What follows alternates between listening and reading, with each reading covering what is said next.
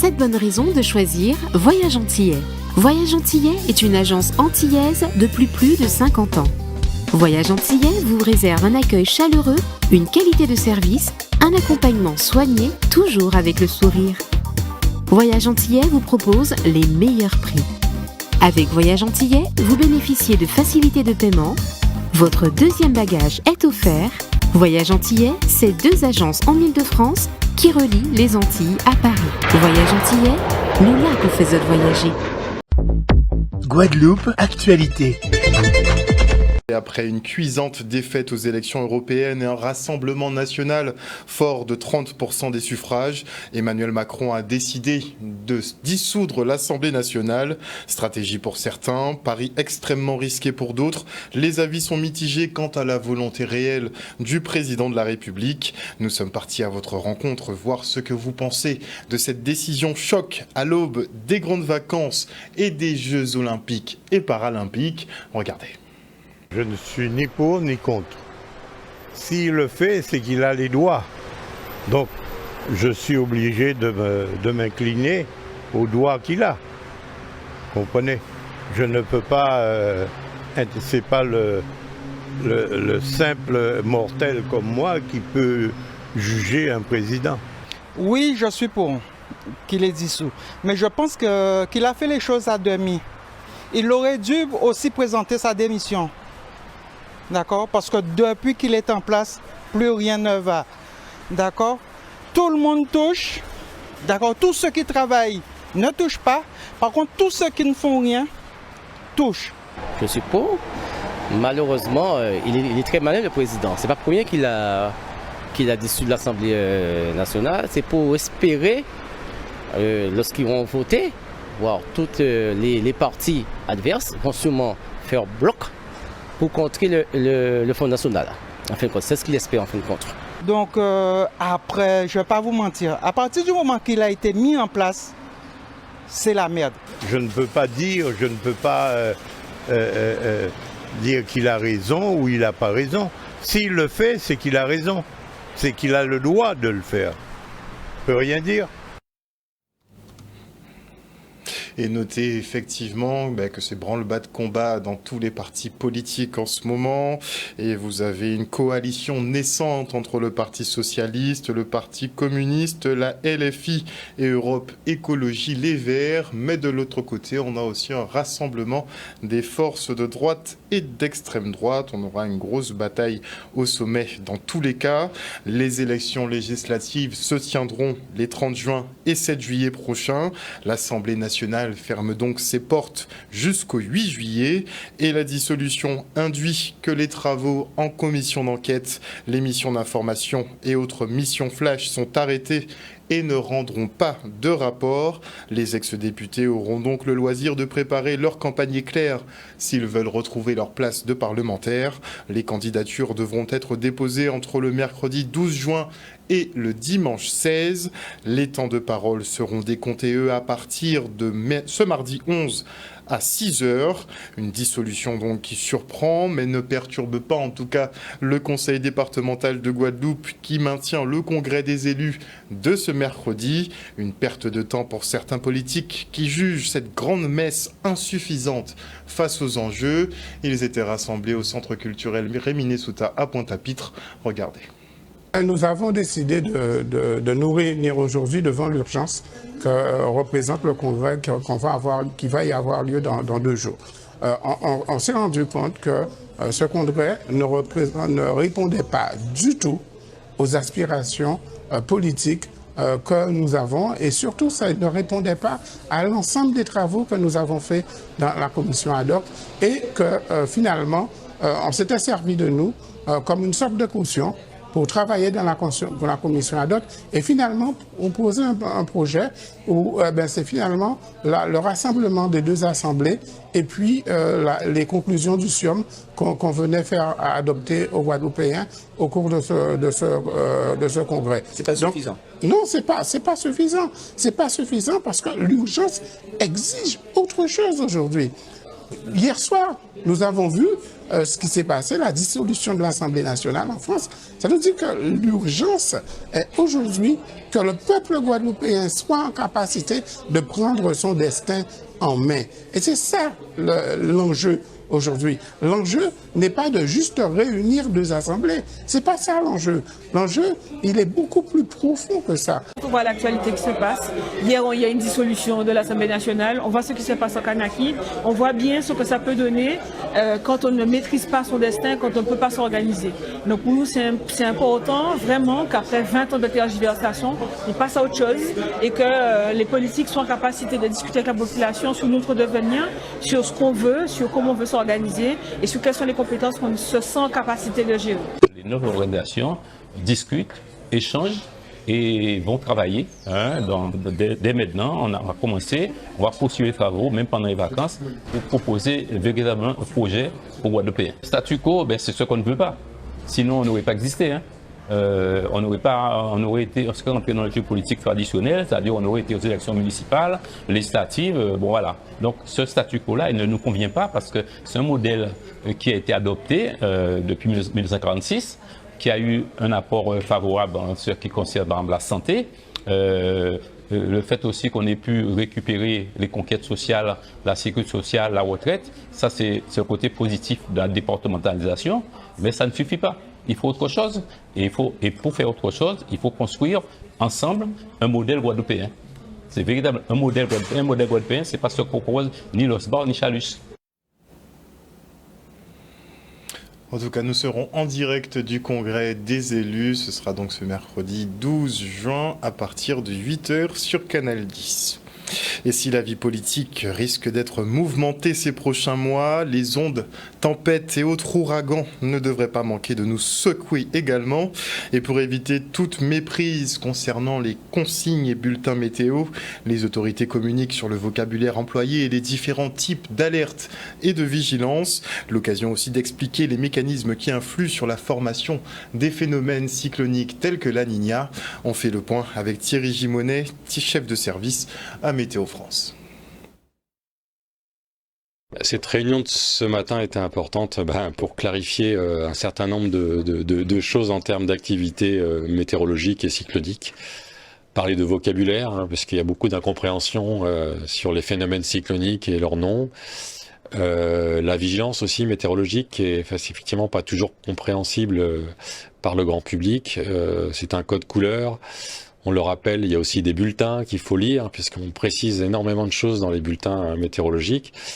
Bien entendu, ce sont des prévisions, il y a de l'incertitude, mais quand on peut apporter des précisions sur une partie du territoire qui est impactée plutôt qu'un autre, c'est écrit dans le bulletin. Et là, il faut aller le lire. Alors la vigilance, elle est déclenchée par Météo France, donc pour tous les paramètres, les aléas, forte pluie, vent, vague submersion. Lorsqu'on est en conditions cycloniques, c'est différent, même si nous émettons des bulletins de vigilance, c'est la préfecture qui diffuse une alerte cyclonique sur la base de notre expertise. El Niño, la Niña, c'est un phénomène qui se passe sur sur le Pacifique, c'est une anomalie de la température de la mer. Tantôt elle est plus chaude que la normale, tantôt elle est plus froide, et ça a un impact sur l'Atlantique, et c'est un impact mondial d'ailleurs en termes de climat. Donc quand on est en situation El Niño, c'est une température plus chaude du Pacifique équatorial, et à ce moment-là, on a des vents en altitude qui sont beaucoup plus perturbés, on va dire en force et en direction, et les cyclones sur l'Atlantique, ils n'aiment pas cette structure de vent en altitude comme ça, assez erratique. Ils préfèrent une situation La Niña, là où c'est température plus froide sur le Pacifique, et qui génère une stabilité de l'atmosphère qui est plus importante sur l'Atlantique. Et quand l'atmosphère est plus stable sur l'Atlantique, l'air chaud, qui est le cœur de fonctionnement des phénomènes cycloniques, monte à la verticale, et ça structure mieux les phénomènes cycloniques. Pour les phénomènes météorologiques en général, le reste de l'année, la difficulté, c'est la pluie, bien sûr, prévoir la pluie, prévoir une cellule orageuse qui va impacter Sainte-Rose plutôt que Saint-François, c'est compliqué de le dire plusieurs heures avant. Donc c'est là qu'on a besoin d'outils, le radar météorologique qui est installé au Moule, qui nous donne le déplacement des phénomènes orageux, pluvieux, et on peut, une demi-heure avant, savoir quelle zone est véritablement impactée et déclencher une vigilance s'il faut, tardivement certes, mais au moins prévenir la population qu'une zone est impactée sur le territoire. Un reportage de Charlie Dagonia. Et la ville de Pointe-Noire et la SAFER mettent une parcelle de terrain de 193 hectares à disposition d'agriculteurs. Une manière de développer le territoire et d'aider à tendre vers plus de production locale. Éviter aussi les déclassements, ce serait pas mal. Regardez. Pour le projet, c'est des parcelles qu'on a prévu de distribuer à des agriculteurs sous forme de location. Et en fait, il s'agit de privilégier des porteurs de projets qui ont plus une préoccupation avec une visée un peu plus agroécologique, puisqu'on est dans un lieu qui a des contraintes et des enjeux environnementaux. Dès notre arrivée en responsabilité, nous avons été contactés par des jeunes pointe-noiriens à qui nous avons cédé des parcelles pour pouvoir travailler. Et lorsque j'ai eu avec M. Tkefa échangé sur ce projet-là, eh bien, c'est seulement en toute simplicité que j'ai accepté, puisque le fait d'avoir accepté quelques jeunes pointe-noiriens sur les territoires ça a créé un appel d'air, et beaucoup de personnes de Pointe-Noire et d'ailleurs sont venues me voir pour nous demander alors d'offrir la possibilité de s'y installer.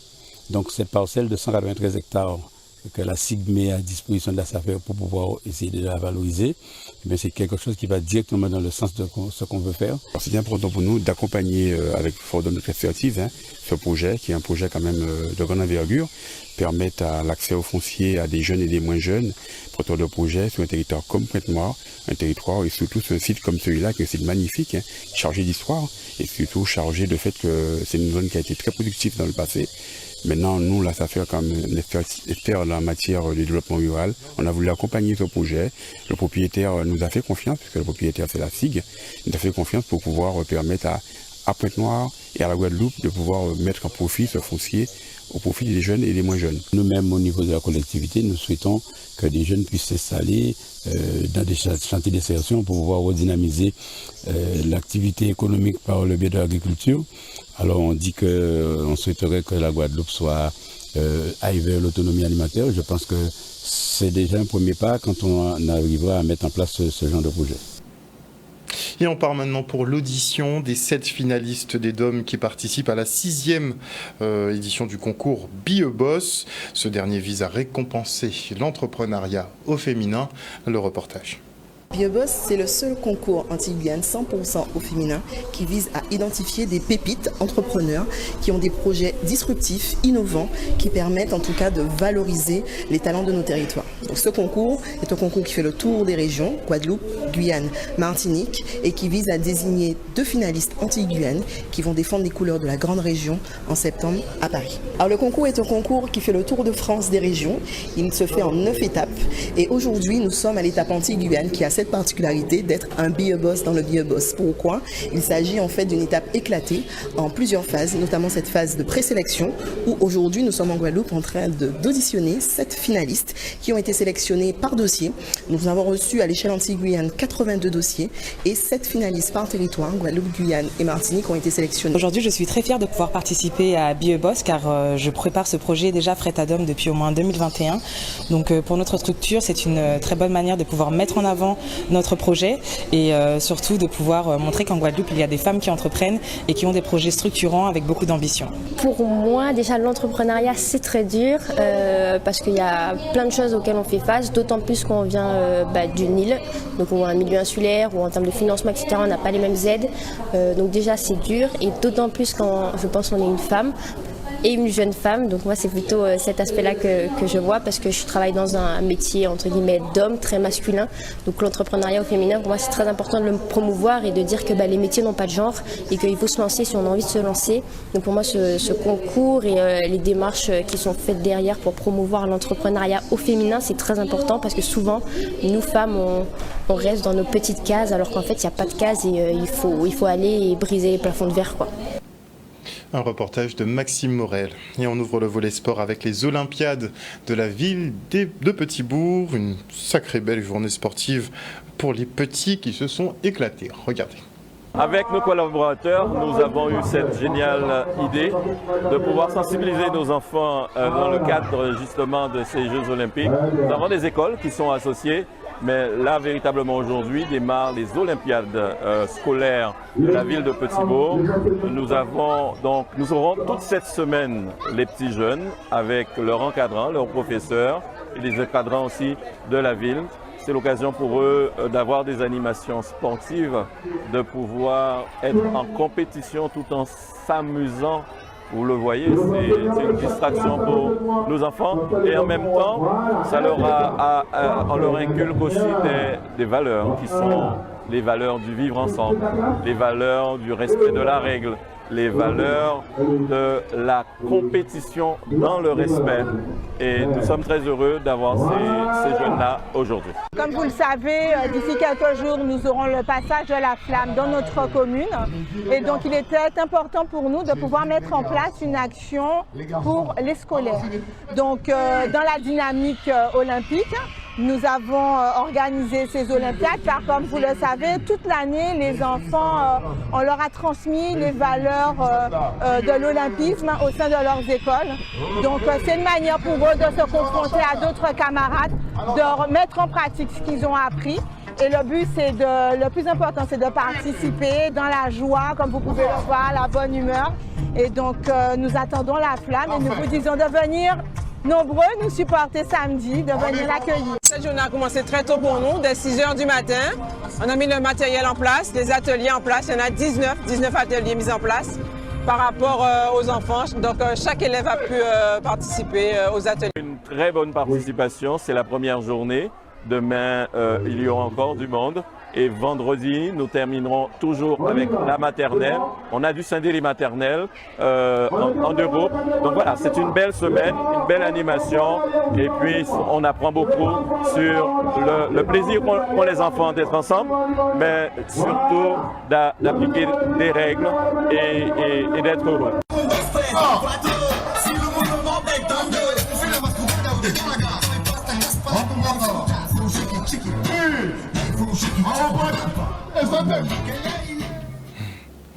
Des images signées Nicolas Hachi.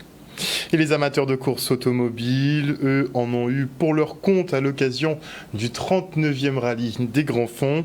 La présence du champion du monde Sébastien Loeb n'aura pas manqué de motiver les troupes et le public qui a répondu en nombre. Monsieur Loeb, qui s'est visiblement beaucoup amusé d'ailleurs à faire le show. Par contre, il faudra revoir quelques petits détails en termes de sécurité pour que ça se passe bien les fois prochaines. Le reportage. De façon générale, en tout cas, la ZAG a réussi à faire 16 spéciales sur 17. Donc déjà, un grand merci à l'ensemble des officiels qui, de près ou de loin, ont œuvré pour qu'on puisse faire ce rallye dans de belles conditions. Merci aux médias, Canal 10, qui notamment nous a beaucoup suivis. Et merci à la Guadeloupe. Nous, on a voulu faire, à travers ces 50 ans, un anniversaire, une fête, un partage. Et donc, c'est ce qu'on a voulu proposer. On espère avoir vendu notre destination Guadeloupe.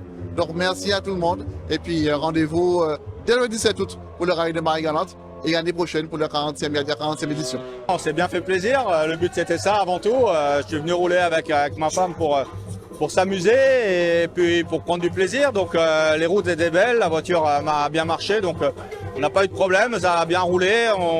On a attaqué tout le long et puis voilà. Donc, en plus, il y a une ambiance incroyable autour du rallye, beaucoup de spectateurs. Donc, c'est encore plus sympa de rouler dans ces conditions. C'est notre fierté, le Team Fanosport, les partenaires, Sydney, le public, tous les encouragements que nous avons reçus durant cette course.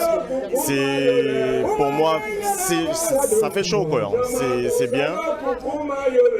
On s'était fixé un objectif, c'était d'être à l'arrivée. Nous avons atteint cet objectif. Nous sommes 2e après multiple champion du monde. C'est mieux, mais on voit qu'avec les petits moyens, et la détermination, le courage, et franchement, je ne vais pas dire la dernière expression, mais on arrive à faire de belles choses. C'est un pari réussi, c'est un pari risqué. Plus d'une fois, on m'a dit que je ne pourrais pas conduire une voiture de telle envergure, je suis trop jeune, je me lance dans n'importe quoi, je suis personne pour prendre une copilote novice. Elle a bien fait son boulot et plus même, ça a été mon tout durant ce week-end, durant même cette semaine. Donc c'est des mois de préparation n'y a pas que Jali derrière ce projet, il y a aussi l'association de RX. On est essentiellement des jeunes composés à l'âge de 19 ans. Donc je pense que c'est avant tout grâce à Jali et à eux que ce projet est né à terme. J'ai passé un agréable moment. On a eu pas mal de petites réflexions qui ont fait que malheureusement tout le monde n'était pas d'accord avec son choix, mais aujourd'hui on est très fiers. Merci d'ailleurs à lui de m'avoir fait confiance sur ce rallye. Et puis bravo à toute l'équipe également qui nous ont encadrés, qui sont restés présents parce que c'est vrai que c'est pas toujours évident, mais en tout cas bravo. On revient avec, c'est vrai que cette victoire de notre catégorie est 7e de ce rallye, mais franchement moi je suis ravie. Félicitations à Méliane Lim, la nouvelle Miss Bemao qui prend la couronne après 7 années de vacances du trône. Regardez. J'ai à peine été élue, donc je me rends peut-être pas compte actuellement, mais je suis tellement contente. C'est une aventure incroyable. Je me suis fait de nouvelles amies, j'ai fait de nouvelles rencontres. On a été tellement bien entourés. Alors merci. Je peux juste dire merci en fait, parce que ça m'a fait grandir et prendre en maturité, et ça me servira vraiment pour la suite. Je suis satisfaite, je suis heureuse, et vous l'avez dit, c'est vrai, après 7 années, puisque nous avons eu un certain nombre de raisons qui font que nous n'avions pas pu changer d'ambassadrice, puisque nous avions eu Covid pendant pratiquement 3 années, d'autres difficultés, bien entendu, que nous avons rencontrées pour mettre en place l'organisation. Mais voilà, ces choses faites cette année. Nous avons une belle ambassadrice. Ça s'est bien passé. J'aimais bien la sensation des répétitions, de la danse, etc. Nous avons eu des cours d'élocution, ça s'est bien passé. Donc, que du positif, vraiment 10 sur 10. Cette année, voilà, nous avons une nouvelle ambassadrice. Mais il faut le dire aussi également, toutes les filles ont été magnifiques. Nous avons ce qu'on pourrait dire quelque part, sans blaguer aucune, un beau cru. Et on l'a vu, des filles formidables, des filles qui savent s'exprimer, des filles qui ont du punch et des filles qui sont capables de représenter la ville de Bemao à d'autres élections. Et ça, nous allons donc en préparer en vue de l'élection de Miss Guadeloupe. Comme je l'ai dit dans mon discours, c'est pour inspirer les jeunes générations à prendre confiance en eux, à montrer que tout est possible. Et même si, comme je le disais dans mon discours, il y a des obstacles, tout est possible et réalisez vos rêves et qui ne tentent rien à rien. Et on enchaîne avec le casting de la future Miss Guadeloupe. Les candidates issues des compétitions communales ne sont pas sélectionnées d'office, il faut le savoir, et donc les inscriptions restent ouvertes à toutes. Regardez. Aujourd'hui, nous sommes au centre commercial d'Estrélan où nous avons convoqué un casting de manière à pouvoir recruter de prochaines candidates à l'élection de Miss Guadeloupe. Ça consiste à venir à la rencontre des équipes, à poser des questions et aussi à pouvoir nous rencontrer, à échanger avec nous, tout simplement. J'adore l'énergie qui pivote autour de Miss Guadeloupe. Ce sont toutes des femmes magnifiques qui veulent représenter notre archipel. Et c'est aussi mon souhait depuis très petite. J'ai commencé en regardant la Miss Joanne Matignon qui vient de ma commune de Saint-François. Et à partir de là, j'ai été époustouflée. L'émission à la télé, je regarde avec mes parents qui m'ont aussi beaucoup poussée, ma famille, mes amis. Donc c'est un univers que j'aime énormément et qui, je pense, me correspond. Et avoir déjà participé à certaines élections, je pense, m'a aussi permis de mûrir à ce niveau-là. De grandir, d'avoir une certaine tenue qui je pense est important dans la vie de tous les jours. Donc voilà, je pense que c'est mon moment aussi parce que j'ai terminé ma licence et j'ai grandi en tant que femme. Donc voilà, je suis là pour ça et j'espère réussir. Pour nous, c'est très important d'être partenaire avec Miss Guadeloupe, qu'on puisse rayonner sur tout l'hexagone et la preuve a été faite que c'est très important parce que ça donne une bonne image de la Guadeloupe au niveau national. Le casting, c'est une présentation physique, effectivement, où les candidates vont défiler devant un jury compétent qui leur posera des questions, effectivement. Il y aura un test de culture générale, un passage en maillot qui nous permettra effectivement de pouvoir voir la plastique de ces jeunes filles.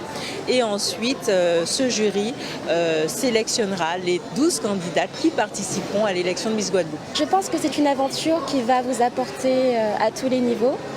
Donc je pense qu'il faut savoir aussi oser et que si vous vous sentez prête, que si l'aventure vous tente un minimum, je pense que voilà, il faut vous lancer, ne pas regretter et donner tout ce que vous avez. Outremernews.fr, le site de l'actualité Outre-mer, 24 heures sur 24 et 7 jours sur 7. Retrouvez la chaîne Outremer News sur YouTube.